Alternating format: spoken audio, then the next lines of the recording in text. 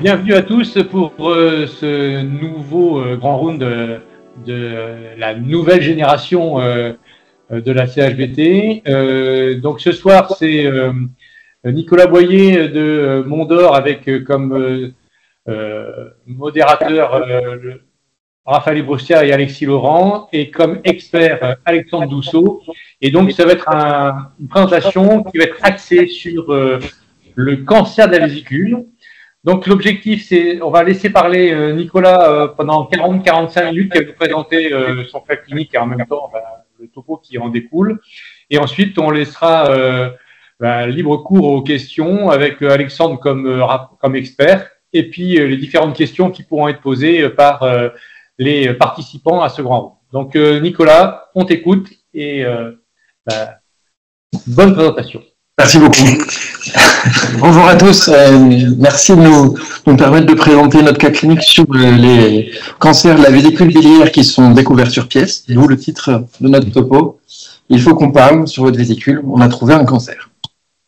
Alors, en fil rouge de cette présentation, on va suivre le cas clinique d'une patiente qu'on a traitée dans notre service. Un cas clinique qui commence de manière tout à fait banale. Patiente de 67 ans, sans antécédents particuliers, qui avait été entre guillemets hospitalisée et traitée dans un premier temps pour une cholécystite Tokyo 2, traitée médicalement afin de prévoir et d'organiser une cholécystectomie en ambulatoire 2 mois après. 1 mois après, au résultat d'anatomopathologie, surprise, entre guillemets, adénocarcinome PT2A qui est révélé par cet examen. Alors ça, c'est un peu la tête de tout un chacun quand on est confronté à ces résultats pour des cholécystectomies qui sont organisées en électif. Le plan de ce topo sera axé sur une courte introduction sur les cancers de la vésicule biliaire, les éléments du bilan initial à récupérer afin de prévoir le staging, à savoir le résultat d'anatomopathologie et le compte-rendu opératoire initial. On parlera ensuite du staging avec notamment dans un premier temps le délai de re-résection qui doit être prévu et qui doit nous permettre de réaliser celui-ci au travers d'examens d'imagerie, qu'ils soient imagerie en coupe, imagerie métabolique. Nous verrons aussi la place des marqueurs sériques et de la célioscopie exploratrice. On discutera dans les suites de la chirurgie et des principes de résection oncologique de celle-ci. Et nous verrons la place de la chimiothérapie dans les suites du traitement. Alors, le cancer de la vésicule biliaire, c'est un cancer qui est rare, avec une incidence d'un cas sur 100 000 au niveau mondial, avec une incidence qui varie d'un pays à l'autre sur les facteurs de risque qui ont été étudiés au niveau populationnel, mais peu au niveau de l'individu, avec un niveau de preuve qui est faible, étant donné le caractère rare de ce cancer. Les recommandations se basent essentiellement sur des études rétrospectives, pas d'études randomisées dans les suites, donc niveau de preuve faible. Les modes de découverte de ce cancer, ils s'axent sur 3 modes. Ce qui nous intéresse aujourd'hui, c'est la découverte fortuite, qu'a notre malade, qui révèle le cancer dans plus de 60% des cas. Ça représente 1% des cholécystectomies qui sont réalisées annuellement, quand on sait sur les données PMSI 2014 que 115 000 cholécystectomies étaient réalisées de manière annuelle. Ça nous fait 1115 nouveaux cas de cancer, ce qui équivaut plus ou moins aux accidents en haute montagne ou aux accidents de la voie publique impliquant des piétons. Deuxième mode de découverte, la forme symptomatique qui révèle le cancer dans un quart des cas et avec un pronostic assez sombre, une survie médiane qui n'excède pas les 13 mois. Dernière forme de révélation de la maladie, la forme ictérique qui, quant à elle, traduit une maladie qui est à un stade avancé et la révèle en 15% des cas avec une survie médiane qui, dans ce cas-ci, n'excède pas les 6 mois et à noter que 50% des malades dont la maladie est révélée par ce mode-là présentent des nodules de carcinome. Donc, pour résumer, c'est un cancer qui est rare, qui est dans 60% des cas de découverte fortuite. Quand il est découvert sur sa forme ictérique, ça en est trop tard pour une prise en charge chirurgicale et de mauvais pronostics. Les éléments du bilan initial qu'on va devoir récupérer sont, dans un cas, le rapport d'anatomopathologie et le compte-rendu opératoire de la chirurgie initiale. Pour ce qui est de notre patiente, le rapport d'anatomopathologie à l'analyse macroscopique révélait une vésicule qui était reçue ouverte déchiquetées, perforées avec une lumière sténosée et des parois épaissies. L'analyse microscopique, quant à elle, a révélé une prolifération tumorale de type adénocarcinomateuse qui dépassait la musculeuse, qui n'était pas associée à des ganglions du collet, en tout cas pas présents sur la pièce, et des marges au niveau du collet qui étaient saines. Conclusion de ce rapport rapportait un adénocarcinome de type PT2A. Alors, cette analyse anatomie pathologique, ce qu'il faut savoir et sur quoi elle nous renseigne, ça va être d'abord sur la localisation de notre tumeur. Est-ce qu'elle est sur son versant hépatique ou sur son versant péritonéal? Savoir le statut avec la marge de résection au niveau de notre cystique. Si le patient est R1 sur cette marge-là, il faut savoir qu'on a 42% de chance d'avoir une voie biliaire principale qui est envahie. Ensuite, il nous intéresse à l'invasion du ganglion cystique, qui serait un élément prédicteur d'une invasion de la station 12, donc des nodules de la station du ganglion hépatoduodénal, mais pas celle de la station 13 et de la station 8, ce qui, dans le cas d'une chirurgie de reprise, nécessiterait, quoi qu'il en soit, l'exérèse de ces deux autres stations. Et enfin, le stade T, donc l'extension de cette maladie dans la suite. Donc, pour ce qui est de notre malade, on est sur une localisation de la tumeur qui est au niveau péritonéal, avec un ganglion cystique qui est absent, donc on est NX, on est R0 sur notre image du cystique, donc on confirme bien que nous sommes sur un stade T2A NX. Petit rappel rapide sur les stades du T1 au T3, le stade T4 n'étant pas éligible à la chirurgie. Le stade T1 sera subdivisé en T1A, qui est un cancer qui est limité au niveau de la lamina propria, stade T1B qui envahit la musculeuse sans la dépasser, le stade T2, T2B qui est une envahissement de la musculeuse sans dépasser la séreuse, et le stade de notre patient, le stade T2A qui est du côté péritonéal, et le corollaire de ce côté, du côté péritonéal.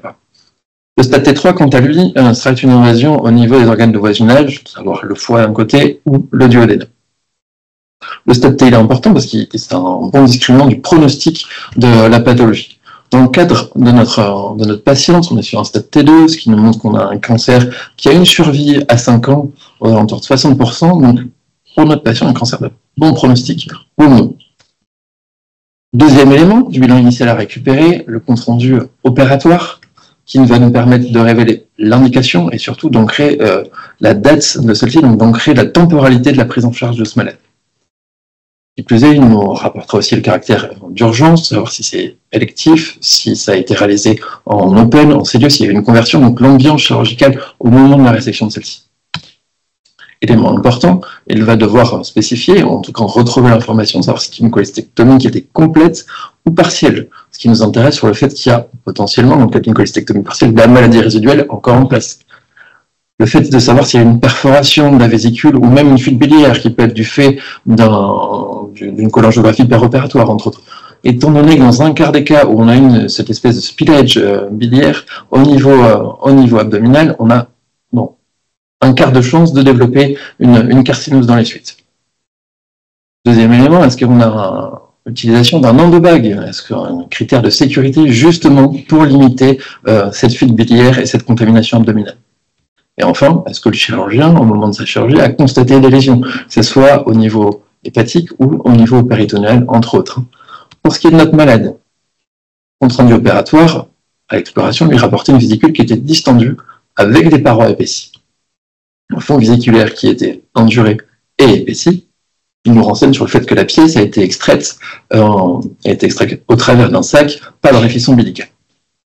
Et ce qui nous rassure, après l'analyse macroscopique de nos collègues d'anatopathe, le chirurgien rapporte avoir ouvert sur table la pièce opératoire, donc ce qui explique cette perforation décrite précédemment. Donc pour résumer, on est sur une cholecystectomie qui est complète, il n'y a pas de perforation, on a utilisé un endobag, donc qui est un critère de sécurité, et dans les seules constatations, on a une vésicule qui est épaissie. Donc pour résumer, ce bilan initial va nous permettre de récupérer le stade T, donc le stade pronostic pour notre malade, et de noter au niveau du compte rendu opératoire la présence d'une perforation pour évaluer et anticiper une dissémination intra-abdominale. Pour ce qui est du staging, maintenant, l'intérêt va être de savoir quand est-ce qu'on doit réopérer, donc quelle est notre fenêtre, entre guillemets, pour réaliser tous les éléments de ce staging et permettre à notre patient d'avoir le meilleur geste chirurgical. Staging qui sera, dans un premier temps, fait par l'imagerie en groupe, on verra la place de l'imagerie métabolique avec notamment le PET. Est-ce qu'il y a un intérêt à l'utilisation des marqueurs sériques et dans quel cadre on devrait être confronté à l'utilisation d'une celloscopie exploratrice.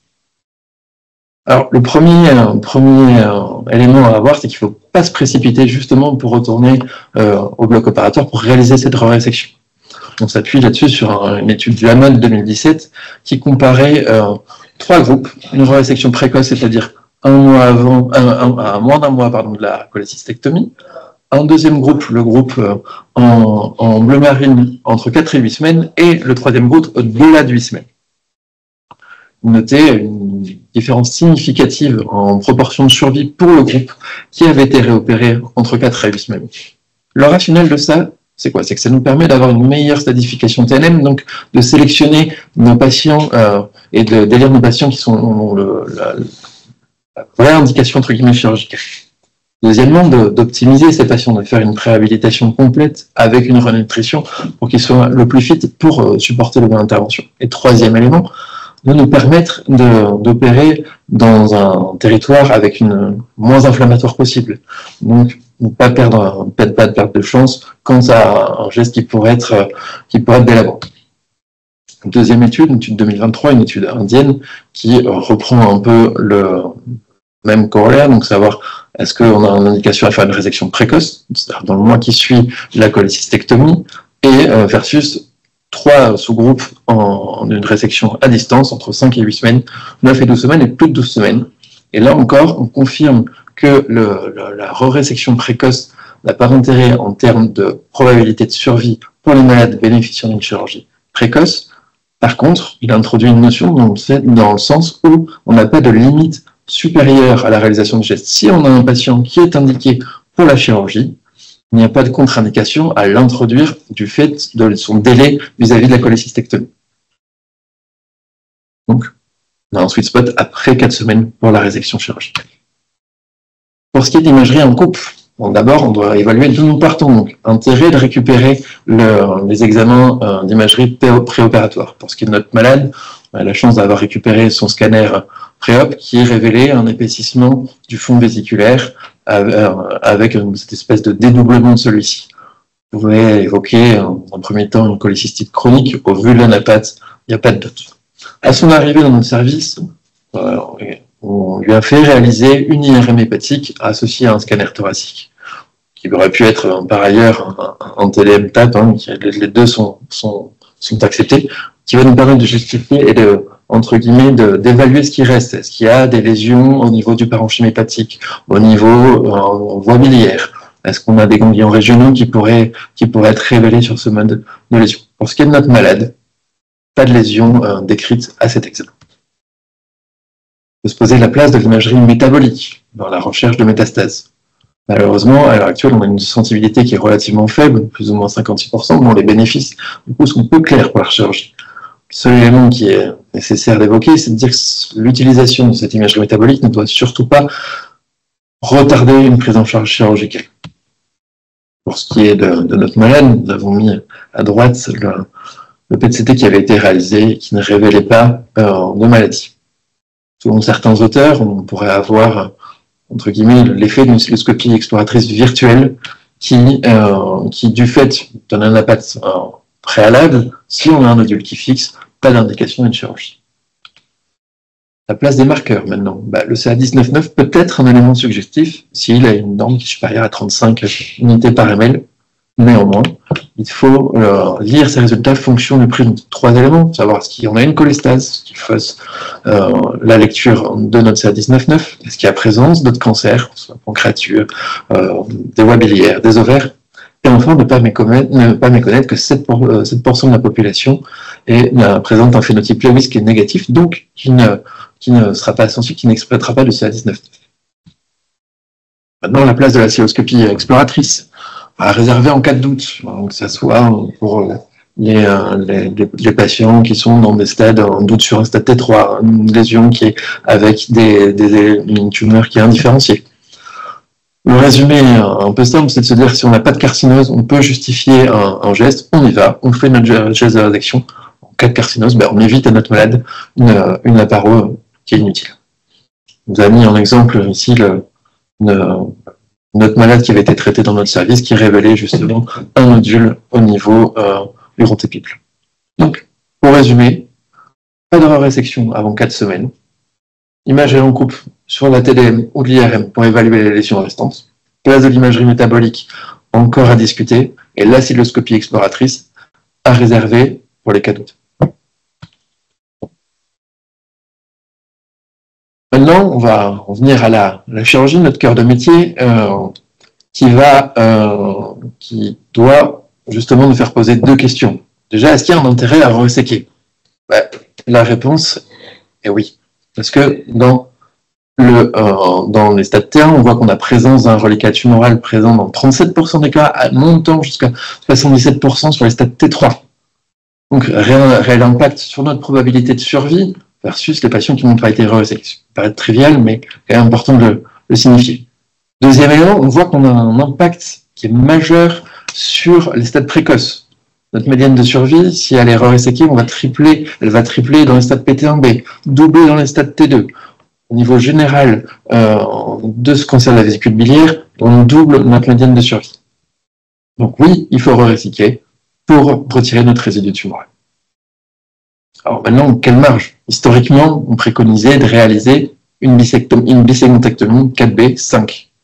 Depuis quelques années, la résection du lit vésiculaire, dans un premier temps, qui ont recommandé des résections étendues à plus de 2 cm, qui correspondait d'ailleurs plus ou moins à une résection 4B5 non anatomique, a été maintenant confrontée comparée à des résections limitées de moins de 2 cm de ce lit-là. Et ce qui ressort de différentes études, c'est que si on est R0, la survie à 5 ans et les récidives sont similaires. Donc, l'impact sur ces valeurs-là serait plus en lien avec la biologie tumorale plutôt que sur les marges. Deuxième élément de principe de résection oncologique, ça va être notre curage, qui doit emporter les stations 12, les stations 8, les stations 13, donc les ganglions du ligament hépato-duodénal, ceux de l'artère hépatique et ceux rétro-duodénaux. Pour ce qui est de résection, les guidelines NCCN de 2023 préconisent la résection d'au moins 6 ganglions pour un curage de qualité. Vega, en 2023, lui revenait sur les éléments du benchmarking de ce curage-là, qui disait pour qu'une résection de qualité, il fallait au moins que ça emporte. Donc si jamais on retire 6 ganglions, c'est une résection de qualité vraiment, vraiment supérieure, mais déjà à partir de 4 ganglions, on peut être satisfait. À noter que si présence de ganglions intera-ortico-caves qui sont positives, considérées comme des métastases et qui doivent nous justifier un arrêt du geste. Donc, la chirurgie radicale de complément, qui va permettre cette résection du résidu tumoral à réserver pour les stades T1B à T3, avec néanmoins un petit bémol sur le stade T3. Des études plutôt récentes commencent à évoquer un impact relatif justement sur cette chirurgie radicale de complément. Chirurgie qui obéit au principe précédemment évoqué, à savoir qu'on doit être R0, quelle que soit la technique chirurgicale utilisée, soit les résections du lit vésiculaire, soit notre segmentectomie 4B5, avec associé un curage de 6 ganglions pour un curage optimal, mais on a comme évoqué précédemment, curage de 4 ganglions est suffisant. À noter que pour les stades T1A, qui ne sont pas éligibles à cette chirurgie radicale de complément, parce que la cholécystectomie en elle-même suffit au traitement de la maladie. Voilà. La question qui se pose, c'est quelle voie d'abord? Historiquement, on réséquait ces malades via la laparotomie. Avec l'avènement de la chirurgie robotique et célioscopique, on a une littérature assez fournie maintenant qui traduit le fait que notre taux de curage et le taux de résection R0 sont similaires, que ce soit réalisé par laparotomie ou par chirurgie minimale invasive. Ce bémol, c'est que ça doit être réalisé dans des centres experts qui doivent justifier d'un haut volume de pratique. Du coup, nous permettons de présenter les vidéos chirurgicales de notre malade, en un premier temps sur son curage qui va être réalisé de manière robotique. Donc on commence notre chirurgie par une adhésiolyse qui nous permettant de libérer le lit vésiculaire. Il nous permettra dans un deuxième temps de commencer la dissection de notre huile sur sur son bord gauche, comme nous allons voir, avec un abord du bord gauche de une porte, voilà, qui arrive tout de suite, excusez-moi, et une dissection qui va se poursuivre au niveau de notre artère hépatique gauche jusqu'à l'artère gastrique droite, qui sera disséquée et sectionnée entre clics, permettant de poursuivre la dissection le long de l'artère hépatique commune, permettant le contrôle et une mise en place d'un lac pour une meilleure exposition, et permettant la poursuite de la dissection le long de l'artère hépatique droite, avec visualisation du moignon de l'artère cystique. Donc l'artère cystique qui, dans ce cas-ci, sera sectionnée et laissée avec la pièce de notre curage. On va poursuivre la dissection de notre huile, de notre curage, avec une dissection antérieure de notre pédicule, qui va se porter sur la station 12. Dissection qui doit se poursuivre jusqu'au tronc portal, qui nous permet la mise sur l'axe de celui-ci, des contrôles des pédicules de moins de 2 mm, de plus de 2 mm, pardon, réalisés par les clips et une section entre clips de ceci. Donc mise en place de notre fil élastique qui va nous permettre, dans un deuxième temps, on va avoir de poursuivre notre dissection de la station 12 sur son bord droit. On poursuit la dissection justement de cette station 12 en antérieur vers le bord droit de celui-ci, qui va nous permettre de révéler dans les suites la station 13, donc les ganglions qui apparaissent ici, les ganglions rétro-pancréatiques. Poursuite de la dissection qui va se poursuivre en postérieur pour une exégèse complète de ceci. On repasse maintenant sur notre plan antérieur avec une dissection de la partie antérieure d'abord de notre portal et de la voie biliaire qu'on commence à deviner ici. Pour se porter dans un deuxième temps sur la dissection du moignon du cystique. Alors, le moignon du cystique qui n'est pas là, ça c'est une recoupe de notre artère cystique.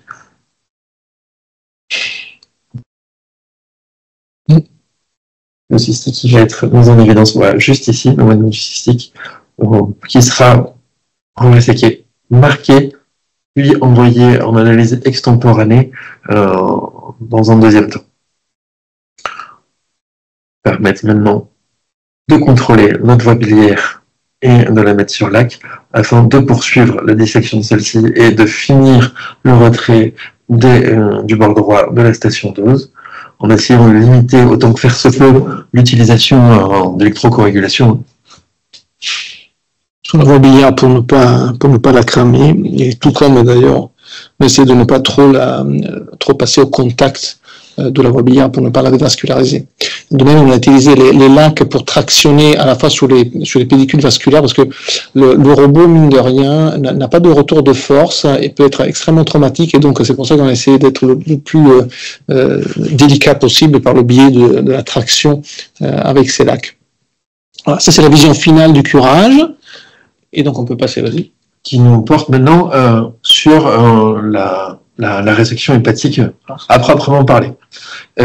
Résection hépatique qui, dans le cas de notre malade, on avait, comme évoqué précédemment, la segmentectomie 4B5 versus les résections atypiques, c'est-à-dire avec une résection étendue du lait vésiculaire, ont la même survie et une autorécurrence.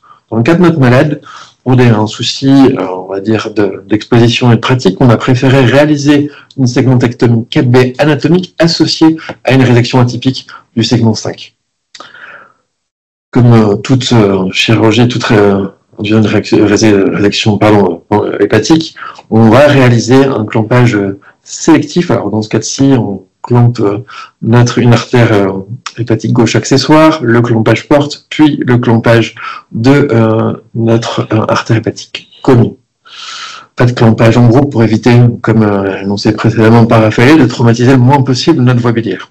Vu qu'on a fait le curage de pédicule, on a choisi de faire un clampage sélectif. D'autres auteurs souvent proposent de faire d'abord la résection, clamper en masse et faire le curage par la suite. Non, comme on a fait le curage d'abord, on a décidé de faire un clampage sélectif. Voilà, de cette manière, pour cette raison, pour ne pas traumatiser un pédicule qui était déjà mis à nu. Qui, comme vous le voyez, révèle deux pédicules destinés du porto et destinés du segment 4B, qui sont contrôlés entre clips et sectionnés dans un deuxième temps. Cette première phase de la transection est très facile. D'ailleurs, sur le plan anatomique, on retrouve très facilement et très bien ces pédicules. C'est pour ça qu'on a commencé volontiers sur le bord du ligament rond. Ça permet de dévasculariser très bien le segment 4B et donc de faire l'équivalent de manière non anatomique sur le segment 5. Ici, on a déjà commencé à faire la transection. L'autre point que je me permets de mettre en évidence, c'est qu'on a fait exprès de laisser ce petit bout de tissu adipeux collé sur le lit vésiculaire, parce que si tant est qu'il y a encore de résidu tumoral, au moins sera amené en masse avec la pièce. On a fait exprès de ne pas le disséquer. Après, comme expliqué, sur notre bord droit, on se porte maintenant sur le bord inférieur, qui, toujours selon le même procédé de transection, en utilisation de la pince bipolaire et du vessel sealer, on va révéler un pédicule à destinée du segment 4B, qui, selon le même principe, sera clampé et sectionné entre clips, permettant de finir les différents plans plan de transection gauche, droit et inférieur. Maintenant, on va se lancer sur notre pédicule, plan de transection supérieur, permettant de rejoindre de son bord droit à son bord gauche, selon le même procédé, à savoir la transection à l'aide de la bipolaire et du vessel sealer, nous portant sur la partie supérieure du plan de transection gauche et nous permettant de révéler et de découvrir notre veine hépatique moyenne. Veine hépatique moyenne qui sera contrôlée entre clips là encore et sectionnée dans les suites. À noter que dans la fin de transection de ce plan-là, nous mettrons en évidence un pédicule accessoire au départ de la veine hépatique moyenne qui là encore sera contrôlée selon le même procédé. Ce vaisseau, il faut s'attendre à le croiser. Si vous faites une résection étendue du lit vésiculaire, même à 1 cm au-dessus du lit, il faut s'attendre à trouver la veine hépatique moyenne. Et d'autant plus, si vous faites un bisegmentectomie 4B5, il faut s'attendre à le voir. La pièce opératoire sera sortie classiquement par un orifice de Faget-Steel. L'intervention en elle-même en temps opératoire de plus ou moins 180 minutes avec des pertes sanguines évaluées à moins de 200 ml. On nous a juste mis le scanner post-opératoire qui avait été réalisé au J5 de la malade, qui va arriver à la suite de cette vidéo, qui nous révélait un petit épanchement au niveau de la tranche de section, mais pas de complications majeures. Ce qui nous porte sur l'analyse anatomopathologique justement réalisée, une recoupe du canal cystique qui était libre, réponse qu'on a eu en extemporanée, ce qui a justifié la poursuite du geste sans modification de celui-ci. On a un curage qui nous rapporte 7 ganglions, donc on est sur un curage qui est un curage oncologique de qualité, conformément au NCCN Guidelines, et sur notre pièce d'hépatectomie, une absence de signe histologique de malignité. Donc, pas de résidu tumoral en place. Donc, on est bien sur un stade PT2A, N0, avec 0 ganglion positif sur 7 et M0. Question récurrente dans la littérature, est-ce qu'il y a nécessité de faire une exérèse des cicatrices de Trocar? La littérature est assez unanime là-dessus, aucun bénéfice de survie à la résection de principe. Donc, pour résumer, indication d'une chirurgie radicale de complément doit être R0, quelle qu'en soit la technique utilisée, avec, pour une résection oncologique standard, on va dire, au moins 4 ganglions et une résection dans les meilleures conditions d'au moins 6 ganglions. Après, qu'est-ce qui se passe? On sait que 40% des patients ayant développé un cancer de la vésicule biliaire vont avoir une récidive précoce, avec 84% des récidives qui sont localisées au niveau des 18 premiers mois, un pic de récurrence qui a 8 mois. La question qui est légitime, c'est de se dire, est-ce qu'on a la possibilité de mettre en place une thérapie adjuvante? Thérapie adjuvante, on a l'étude BICLAP qui alors C'est une étude qui nous a l'intention de traiter, qui était négative, mais qui était positive en par protocole. Donc, recommandation d'experts de mettre cette thérapie en adjuvant à 8 semaines de la chirurgie pour au moins 6 mois. Si jamais nous sommes sur des marges R1, on peut y associer une radiothérapie dans la suite. Là, on peut se poser légitimement la place d'une thérapie néoadjuvante qui fait le fruit d'une analyse par l'étude Optin qui associe gemcitabine et cisplastine. Pour l'instant, pas de résultats qui sont sortis. Donc, on attend avec impatience pour voir si on aura un impact là-dessus. Encore en termes d'avis d'experts, dans les maladies avancées, il y a une place en traitement de première ligne pour une immunothérapie par durvalumab associée à gemcitabine et de la cisplastine. Donc, pour résumer, dans l'après, la capacitabine avec le niveau de preuve qu'on lui connaît.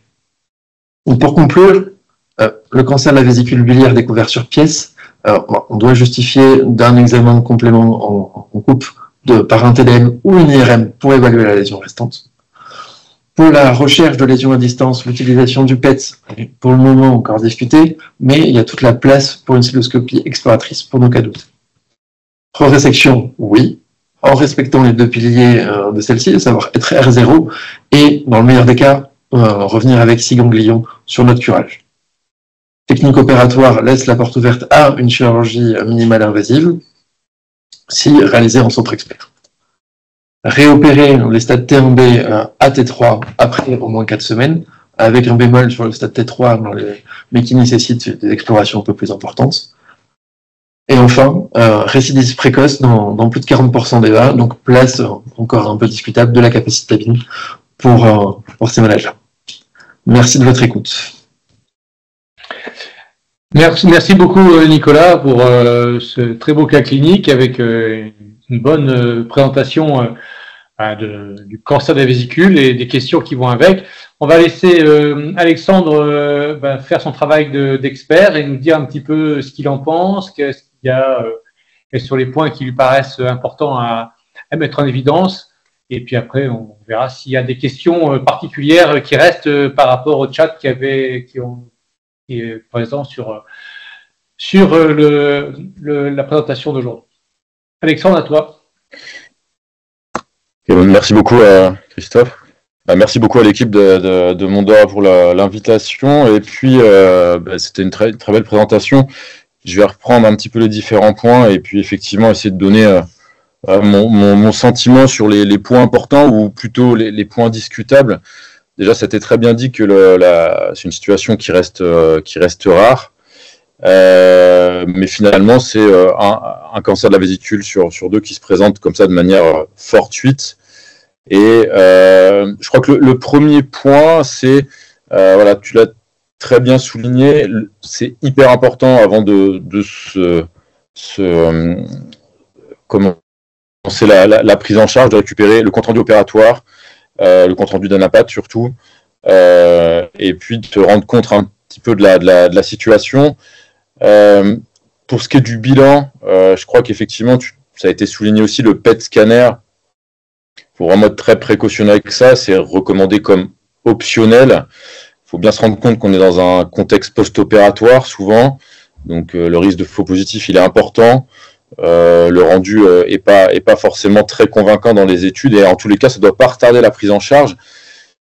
Quand on dit ça, on donne une impression de situation urgente. Je crois qu'aussi ça a été dit, c'est que la vraie question, je pense, quand on est face à un cancer de la vésicule biliaire découvert sur pièce de manière fortuite, c'est en général des petites tumeurs quand même, on va être plutôt face à des T2, très rarement des T3, en fait il faut pas se presser, vraiment pas. Quand on regarde la littérature, la question, alors vous avez défini un sweet spot à 4 semaines. Personnellement, ici on a tendance à être beaucoup plus attentiste, à pousser jusqu'à 2 mois, à refaire un scanner sans se presser. Quand on regarde la littérature, donc il y a la grosse série américaine où ils définissent effectivement 4 semaines, ils allaient même jusqu'à 8 semaines, mais il y a d'autres séries larges, notamment indiennes, où il y a une prévalence de cette pathologie en Inde très importante. Il y a un papier d'Annals of Surgical Oncology qui date de 2010. Ils disent qu'il ne faut pas y aller avant 10 semaines. Donc en tous les cas, je ne sais pas s'il y a un timing vraiment à retenir, mais il ne faut vraiment pas se presser. Et puis, il faut aussi prendre en compte, je trouve qu'il y a une situation qui peut être parfois difficile, c'est quand les suites de la cholecystectomie elles-mêmes ont été compliquées. Alors quand il y a eu une fuite biliaire, quand on a des patients qui ont été, comme tu l'as souligné, il faut des patients fit pour cette chirurgie qui n'est pas non plus extrêmement extensive, mais quand même, voilà, il faut vraiment prendre ça en compte et peut-être même encore un petit peu retarder la prise en charge.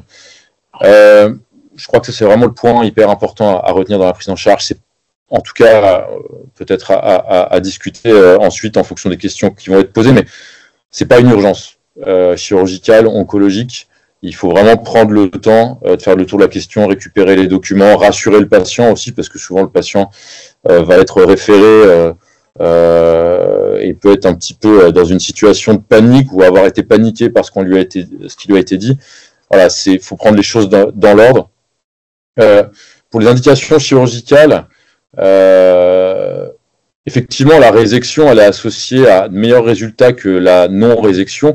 Il faut quand même tempérer ça parce que quand on a des recommandations ou même juste la littérature, des petites tumeurs T1A, celle-là, c'est pas recommandé. La cholecystectomie est en théorie curative. Il y a un risque de métastase ganglionnaire, mais qui est assez faible, qui est autour de quelques pourcents.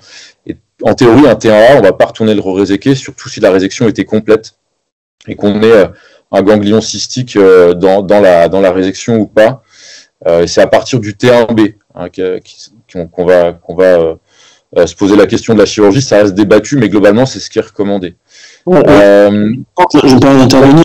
Il y a quelques papiers. On a vu tout récemment le papier de 2015, une série chilienne qui propose même les T1B. Ils ont comparé réséqués. Les malades non réséqués, ils avaient tout à fait le même taux de survie à distance. Donc finalement, même le T1B commence à dire la pertinence de la réjection. Ouais, c'est vrai que voilà, ça reste débattu. Il y a comme tu le dis, des séries qui sortent. Ça reste toujours recommandé si on se fie par exemple au TNCD ou au NCCN. Mais voilà, pour ce qui est de la chirurgie, alors bravo aussi pour votre vidéo, parce que voilà, on voit qu'effectivement le curage est de qualité.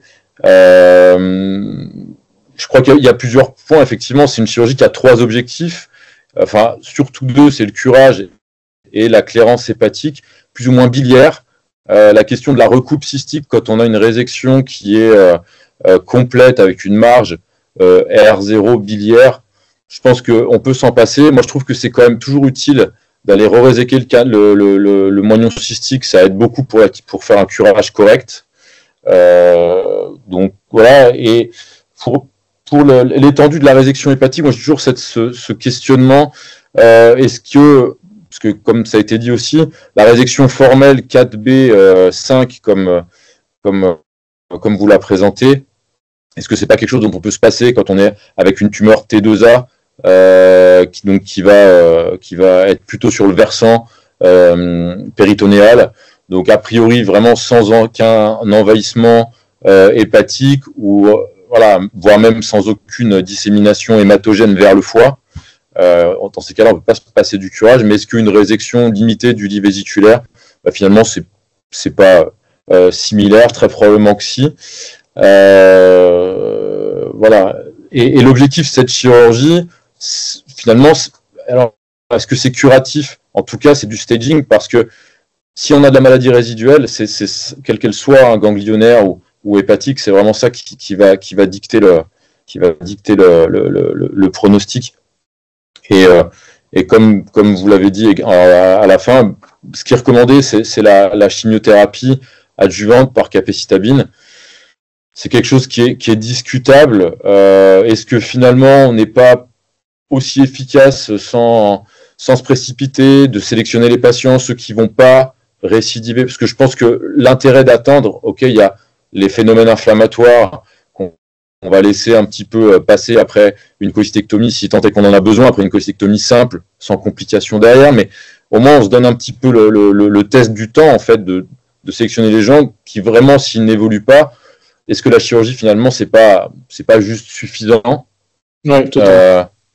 mais je crois qu'on n'a pas la réponse dans la littérature. Et bon, la capistabine, c'est quelque chose qui passe quand même globalement assez bien, même si après la tolérance, tout dépend de l'âge du patient. Mais voilà, il y a d'autres études qui s'intéressent. Il y a l'étude Actica qui est en cours à comparer la capistabine et puis la gemcitabine cisplatine en systémique. Voilà, je crois qu'on reste face à des petites tumeurs et que possiblement on fait du staging, mais peut-être que chez des patients vraiment très bien sélectionnés, finalement sans maladie résiduelle, sur la pièce opératoire, quand on y retourne quasiment 2 mois après, peut-être bien que ces patients, en fait, ils sont traités. En tout cas, voilà, j'ai pas grand-chose de plus à ajouter. Je trouve que voilà, le plus important à retenir, c'est ne pas se précipiter, faire un bilan, mais qui finalement est un bilan assez simple. Hein. Le PET scanner, il faut vraiment s'en méfier. Il y a la question du néoadjuvant. Je crois que ça, c'est plutôt un traitement à réserver chez des patients qu'on ne va pas pouvoir opérer d'emblée. Typiquement, le cas, alors je l'ai en tête parce que c'est un cas récent dans notre expérience, mais voilà, le patient qui a des suites très compliquées, une fistule biliaire qui met du temps à passer, qu'on récupère en consultation, pas en forme, peut-être que ces patients, on doit leur faire un traitement un peu d'attente. Il n'y a rien de validé. Est-ce que c'est pas mieux finalement de donner du temps et puis de les désélectionner? Si la maladie évolue, de toute façon, c'est pas la chirurgie de résection qui va changer l'évolution. Mais voilà, ça reste une question ouverte. Et comme vous l'avez cité, il y a l'étude américaine qui répondra peut-être à cette question.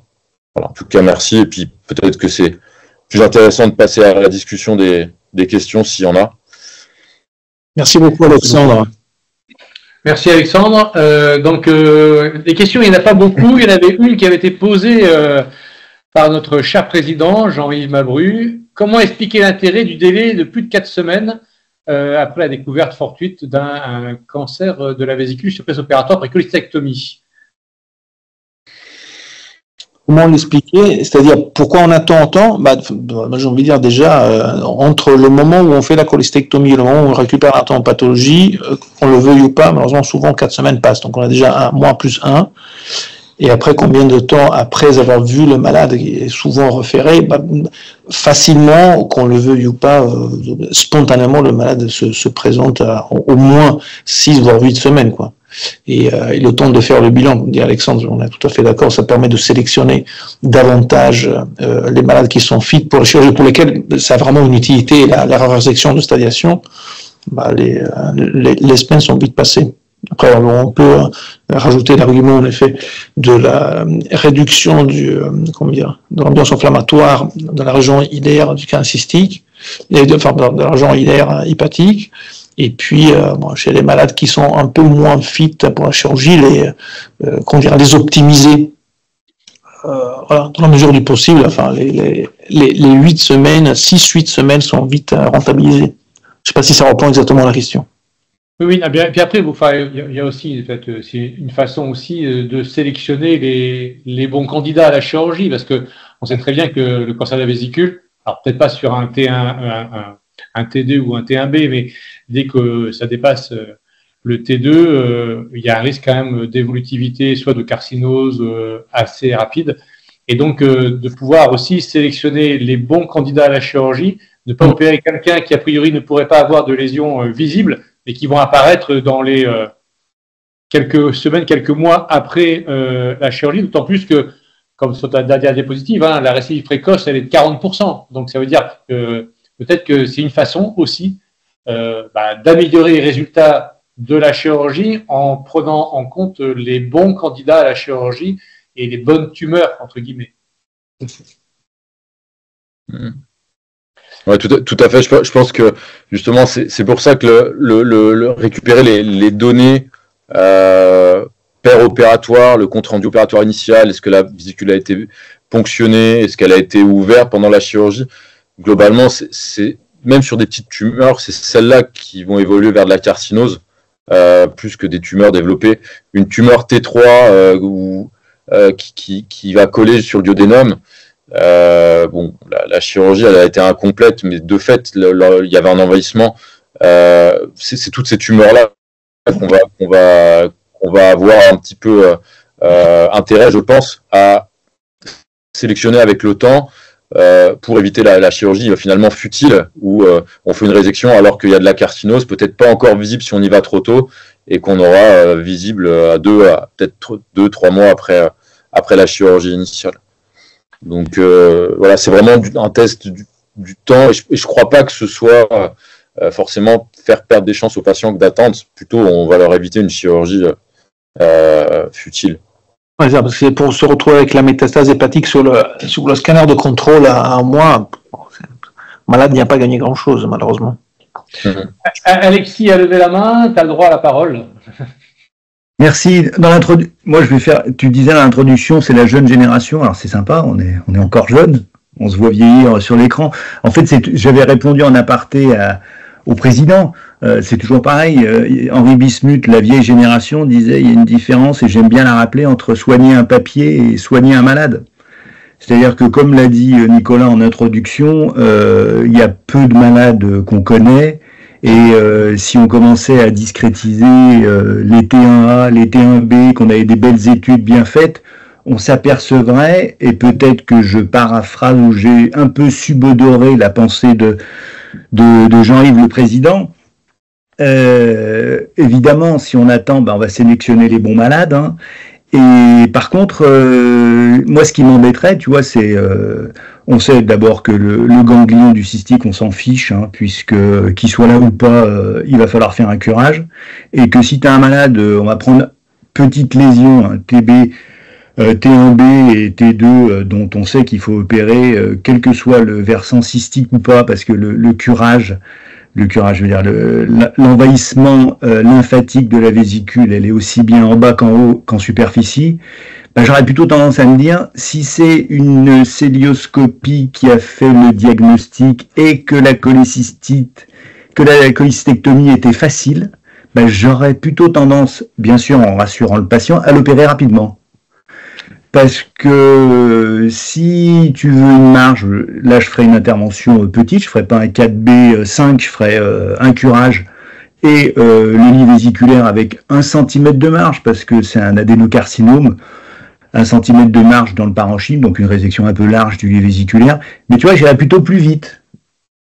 Et par contre, celui qui a l'inverse, qui a 170 ans, qui a une vésicule qui était super pourrie, avec une énorme cholécystite, et puis tu découvres ça sur la pièce, là évidemment je prendrai un peu de temps. Mais j'en sais rien du tout. J'ai peut-être parlé à la place de Jean-Yves, qui va peut-être nous dire ce qu'il en pense. Voilà, c'est toujours, t'as pas la réponse, quoi. Donc, et puis ensuite, Jean-Yves reposait une autre question, c'est dans votre expérience, lorsque l'imagerie initiale est disponible mais pas en évidence d'extension intrahépatique et que le cancer est sur le versant péritonéal, avez-vous souvent retrouvé des lésions néoplasiques sur la pièce d'hépatectomie? Oui, alors nous à Mondor, on a 457 malades comme ça, j'en sais rien, je n'ai pas le souvenir. Non, alors, le problème, c'est toujours pareil. Moi, ce que je fais, c'est que dans ces cas-là, je rembobine l'histoire de la maladie du malade. Et donc c'est les lésions précancéreuses.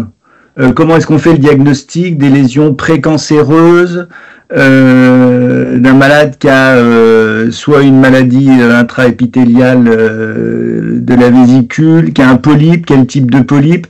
Tu vois, c'est comment est-ce que tu fais la machine inverse? J'ai pas la réponse, Jean-Yves, Monsieur le Président.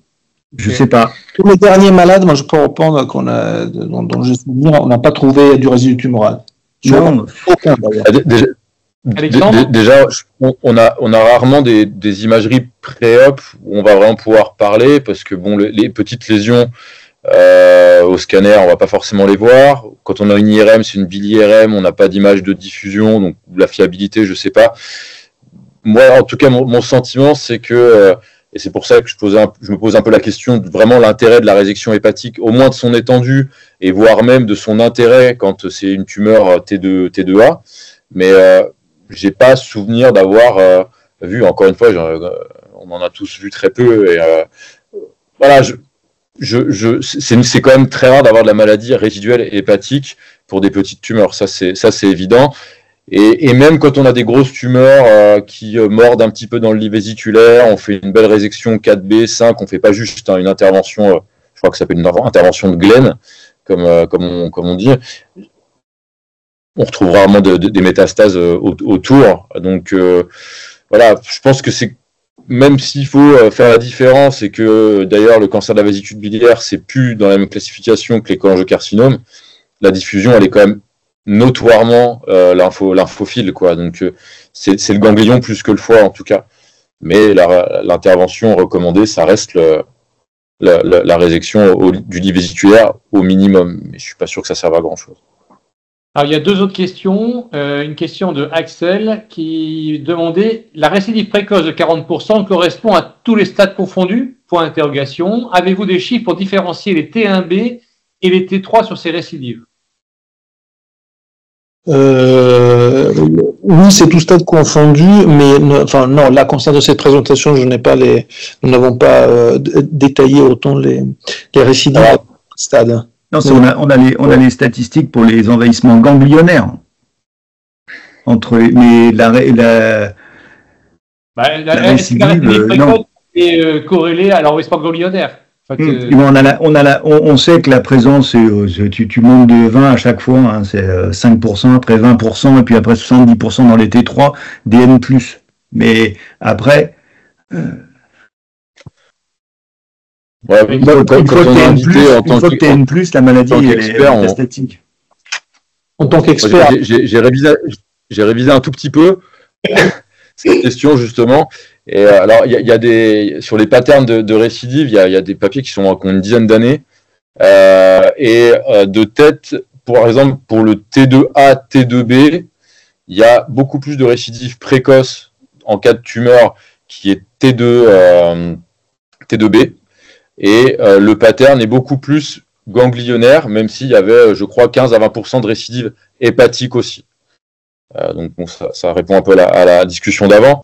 Je dirais que plus on va monter dans le stade, plus le risque de récidive, et donc de récidive précoce, il est important. Donc 40%, c'est un peu tout venant, mais il faut voir d'où sortent ces chiffres, de quel type d'études. Est-ce que c'était beaucoup de T2, beaucoup de T3? Je pense qu'une tumeur T1B, elle est réséquée.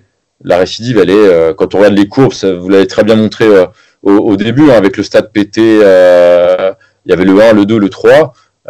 Très clairement, ça va être les stades 2 et surtout les stades 3, où on va avoir une récidive précoce plus fréquente. Donc c'est un chiffre, je pense qu'il ne faut pas donner aux patients tout venant.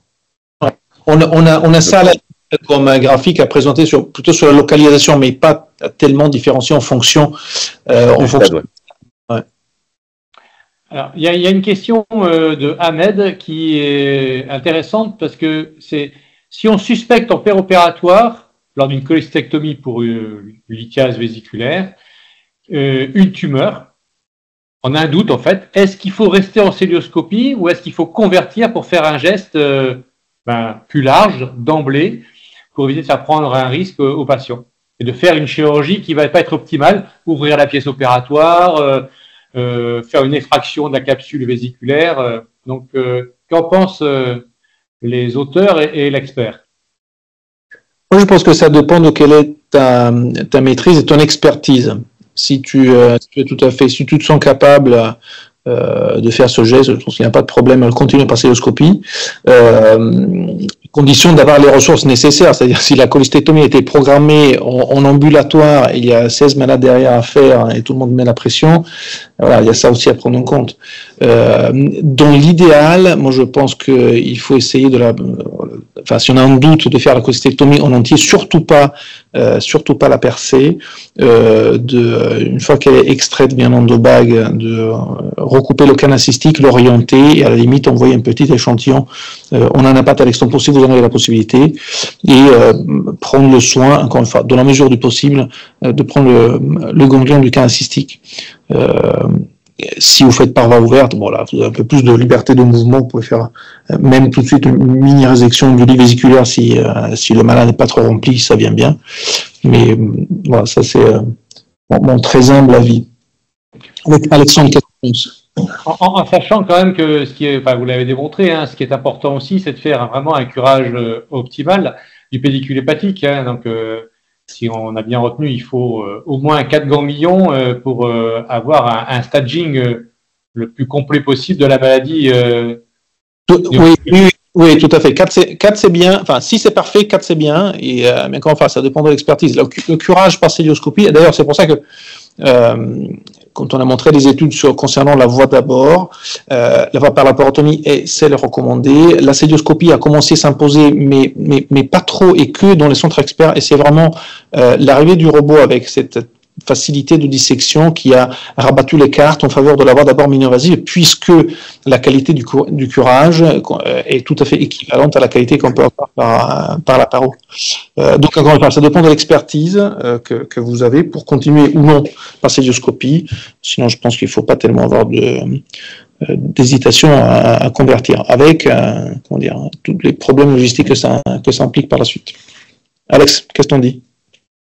J'avais un peu lu Alex Dosso. Alexandre. Oui, c'est vrai. Vas-y, Alexis, il n'y a pas de souci. Moi, j'avais un peu bouquiné ça une fois et j'avais trouvé intéressant oui, c'est tout à fait. Alors, comment est-ce que tu le découvres? Où t'en es dans la vésicule? Et quelle est ta possibilité de faire le staging complet au moment où tu es dans le souci? Premièrement, est-ce qu'il est métastatique? Donc, est-ce que tu as la possibilité, oui, non, de faire une échographie hyperopératoire?